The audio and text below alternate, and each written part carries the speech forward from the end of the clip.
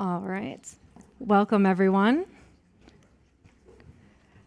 My name is Brooke Gazdag. I'm a professor here at the KLU, and I have the honor of giving you an introduction lecture to see a little bit about what it's like to study at KLU.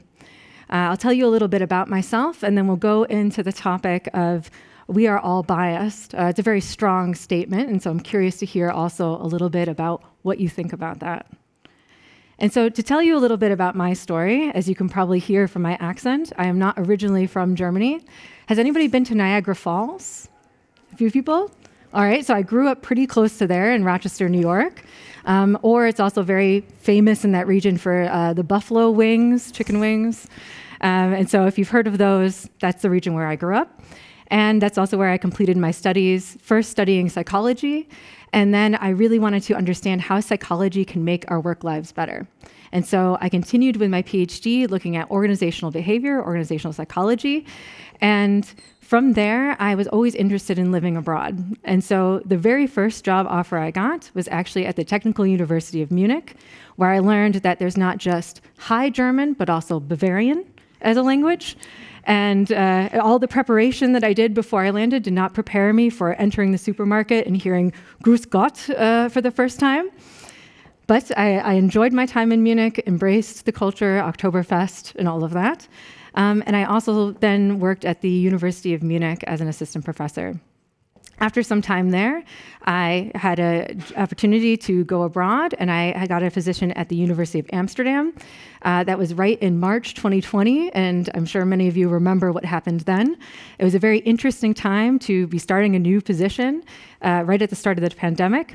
The first class I was also teaching was called Leadership in the Digital Age, so I figured I better walk the talk as we're dealing with basically going from being in workplaces to completely being at home. And so embraced an innovative video-based learning and other kinds of techniques to really tackle that topic. After some time in Amsterdam, I realized I missed Germany. And so I had the opportunity to come here as a KLU. So I'm not just a professor of management, but also the academic director of executive education. So trying to cultivate unique learning journeys also for executives. So taking all that together, I see myself having a very specific role as a professor, as an educator. And so I call myself a curator of knowledge, meaning that I try to bring in together different perspectives and put them together in a somewhat coherent framework, which I'm going to try to do for you today as well. And I also am very much an advocate for better ways of working. And I'm constantly asking myself the question, can we do this better? Or how can we do this better? And I focus on three topics in particular about how we can do work better. So one is leadership, which we're going to talk a little bit about today. The other is negotiation, and also diversity and inclusion, which is also tied into today's lecture. So that's a little bit about me and my journey and how I ended up here. And now I'd like to talk about our topic for today. So before I go in and I start talking about bias, who can raise their hand and proudly say, I am biased? All right, this is good. This is cleansing. Yes, exactly. Perfect. So yes, first step, acknowledging, yes, there is bias. We are all biased. So let's talk about that and understand that in the context also of gender bias and leadership. So I like this quote because I think it illustrates also the complexity of the human experience. So here it's a sad era when it's easier to smash an atom than a prejudice. So we have a lot of social feedback from society, from others, to shape the way that we think. We have different impulses coming in, and a lot of times we have to also adapt those impulses and those pieces of information to expand our minds and to allow for different possibilities. And breaking out of those well-worn tracks in our minds is part of the challenge when it comes to overcoming bias or prejudice. And so let's talk about it. What is bias? What does it look like? So from an evolutionary perspective, it's our way of trying to treat our already very complex environment and find these shortcuts, a quick way to understand what is going on in front of us. And so it shapes the way we interpret information because we're just really quickly trying to assess, for example, is this a friend or a foe? Do I need to fight or do I need to run? And we're trying to understand that as quickly as possible because, of course, evolutionarily speaking, that's a life or death situation. And so biases, if we see it as such, it's a mental shortcut that is a well-worn track in our minds. And it works in so many different ways. So I'm going to give you first a visual representation. So here are two tables. Do you think these two tables are the same length? Which table, if not, do you think is longer? What do you think? The left? Okay.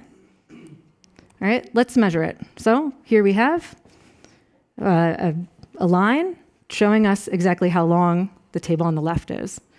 Let's take that line and move it over to the other table. And my magic trick, there we go. All right. If I didn't manipulate the image somehow, it actually shows that the one on the left is the shorter table than the one on the right. Now, if I take that away, let's go back. Can you see it differently, even though now I've just told you that the left table is shorter than the right table? No, it's really hard.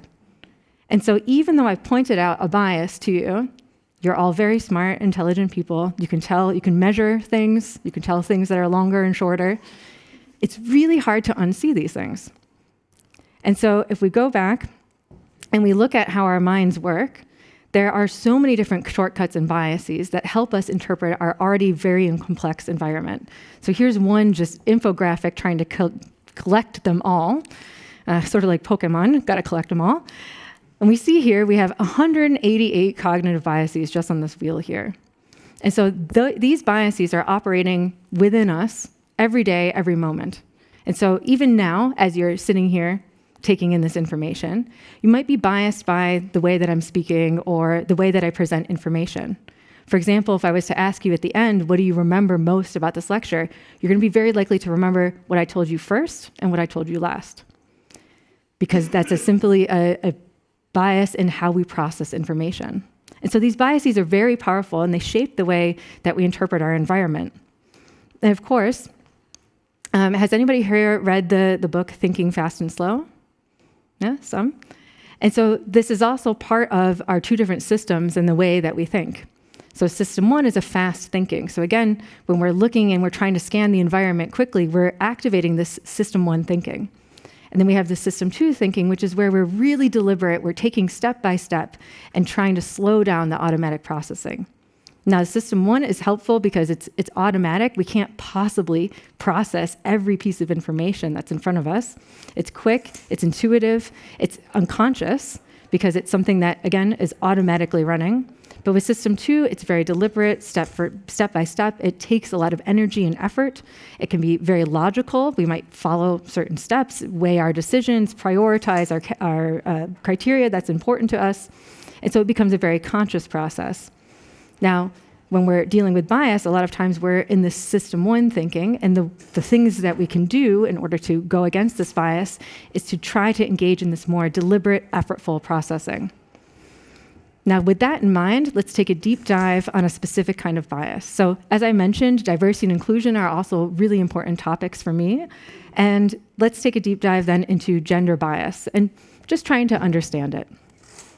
So, when it comes to gender bias, what that means is that we tend to process the same information differently. So, for example, there was a very famous study where they were given, there was two candidates, and participants were given CV of candidate A and CV of candidate B.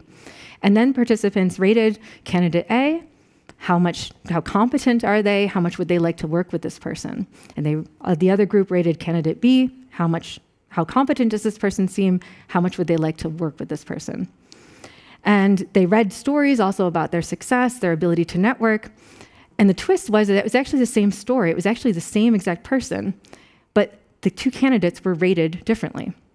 The only difference was that one of them was rated as less desirable to work with, even though both were seen as equally competent. And the difference on the CV was the name. So Heidi, who was on the CV, and Howard, they were seen as equally competent, but Heidi, people didn't want to work with her as much. Same exact information, same go-getter personality, networker, competent, performer, but when we read this information and we put a different category on it, in this case it happens to be gender, that same information is interpreted differently. And so when it comes to gender bias, there's a couple different ways that we can categorize it. And here's one framework that I find particularly helpful. So we can look at it from a demand side factor. And so that's how do people perceive and react to men and women. So we see an action, we react to it, we encode it. And the other side is how do men and women behave and think? So that's an internal process. How do I perceive the world differently based on how I've been socialized or the kind of feedback that I've gotten from the greater community? And so that's then me interacting with the world. So let's break down these two sides. So first with the demand side. So I have a short video for you. And it's an advertisement. It's a couple of years old now, but I think it does a really nice job of capturing this demand side. So here, take a look. It's just about 30 seconds, and then I have a couple questions for you. So pay close attention to how you see bias working in this video. Hi, Erin. Hi. Okay, so I'm gonna just give you some actions to do. And just do the first thing that comes to mind. Show me what it looks like to run like a girl. My hair. Oh, God. Show me what it looks like to fight like a girl. Now throw like a girl. Aw. My name is Dakota, and I'm 10 years old. Show me what it looks like to run like a girl. Throw like a girl. Fight like a girl. What does it mean to you when I say run like a girl? It means run fast And so, as you can. this is where she says, meaning run like a girl. It says run as fast as So you do you can. think So when you did just becoming insulted your sister? doing something like a No. girl become an insult? Yeah, Well, insulted girls. so he says, no, it's not an insult. Well, maybe to girls, but not my sister. And so this video highlights a couple different aspects here. So based on the video, who holds stereotypes? What did you notice?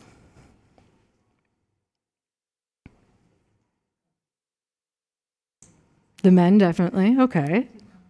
Anybody else? Yeah, please. Ad-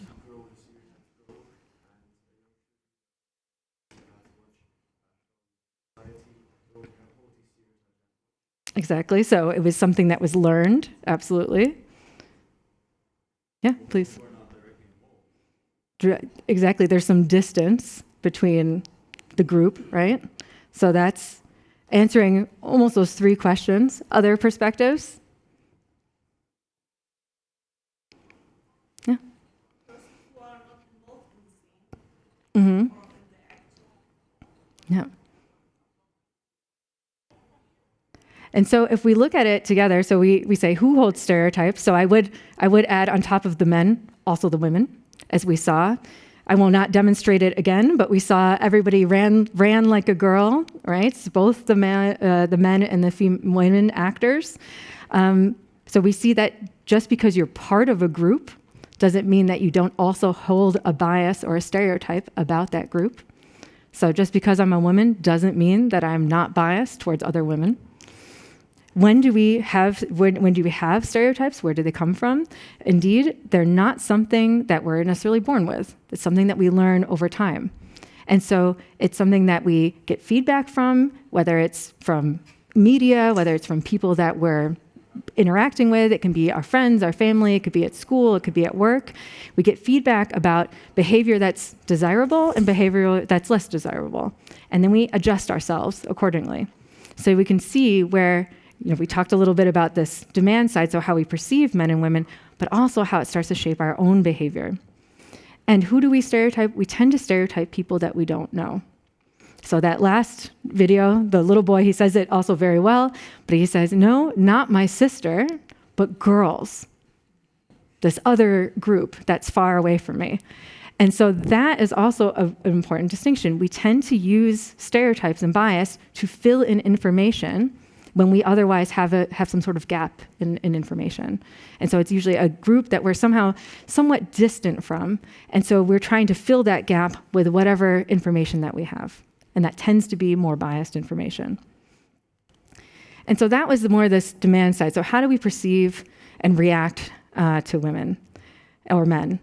And so the supply side factor is then how do men or women behave or think differently? And again, this is from a social feedback process.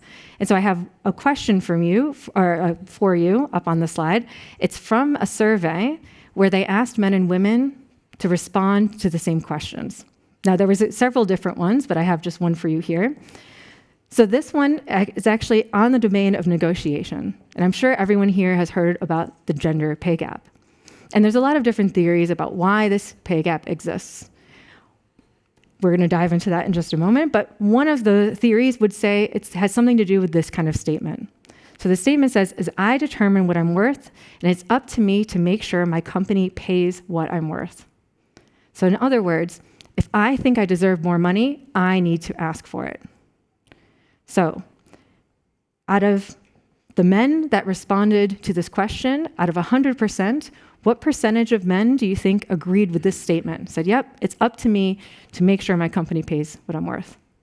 Out of 100%, how much? Yeah. 80? Yeah.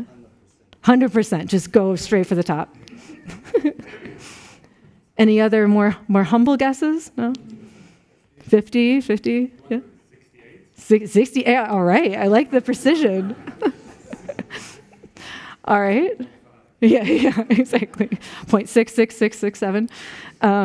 85%, so very high. What do you think for women?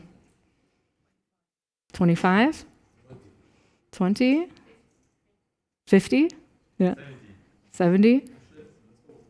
Let's go with 100. We're very optimistic. I like it. I feel like I'm running an auction. Do I hear? No? Well done. All right, deep breath.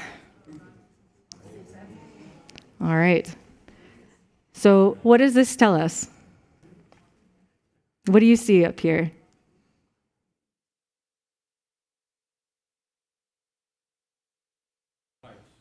Bias. You got it. It's a good guess. So indeed, and this is actually an internal bias, right?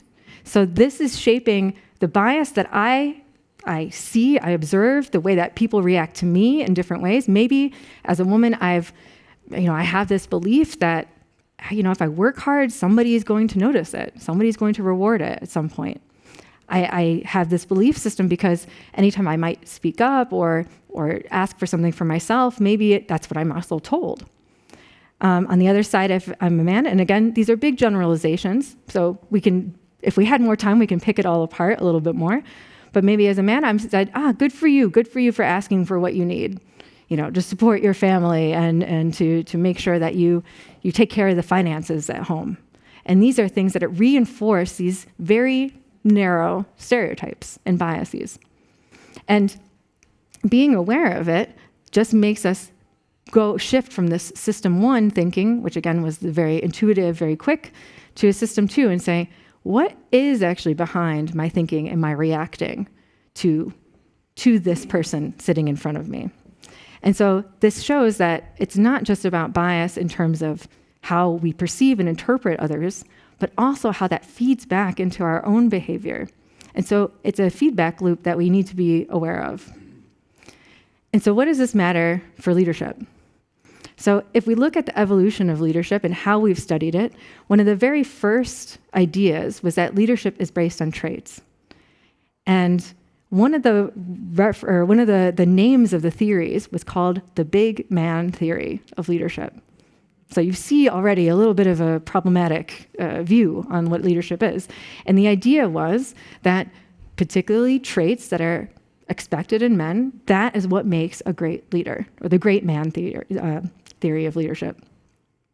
And then we started to think, okay, leadership might be based more on a set of behaviors, and we started to look at things like transformational leadership and saying that it's what leaders do. That's what makes a good leader or not. So we started shifting away because we realized a man, a woman, a purple alien, they can all do the same behaviors and be a good leader. So this definition started to broaden. And then we started saying, well, what the definition of good leadership, it also depends on the context, what's expected, what's needed. And so we can already see that in the evolution of how we saw leadership was already informed a bit by bias and by the things that we saw in front of us. So I ask you, who do you see as a leader? Just name a few names. Yeah. Mainly the big and loud one. The big and loud. So any big and loud person, leader. All right.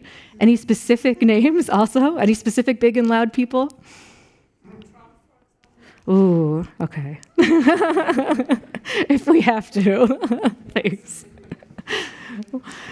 What else? Yeah, please. For me, one of the most Yeah, absolutely. So interestingly, nice juxtaposition, big and loud versus, Mahatma Gandhi, he who shall not be named. Sorry, what is it? Yeah, Margaret Thatcher. Okay. Yeah, yes. Getting some diversity in here. Yeah. Angela Merkel. Also, I'll take it. Yep. I like how you're going with the description. Do you know an extroverted and did you say complicated? Yeah. No, communicative. Oh, communicative. Complicated is also allowed. Yeah. So think a little broader. Barack Obama, okay. Yeah, I see another hand back there. My mother. Your mother, absolutely. Without knowing her, I agree. Any other leaders? So I think it's really interesting that so far the ideas are a little bit more formal for the most part. So I have a collection of different people up here. Some of the names were up here. And to the extent that you agree with me, would you say these people are also leaders?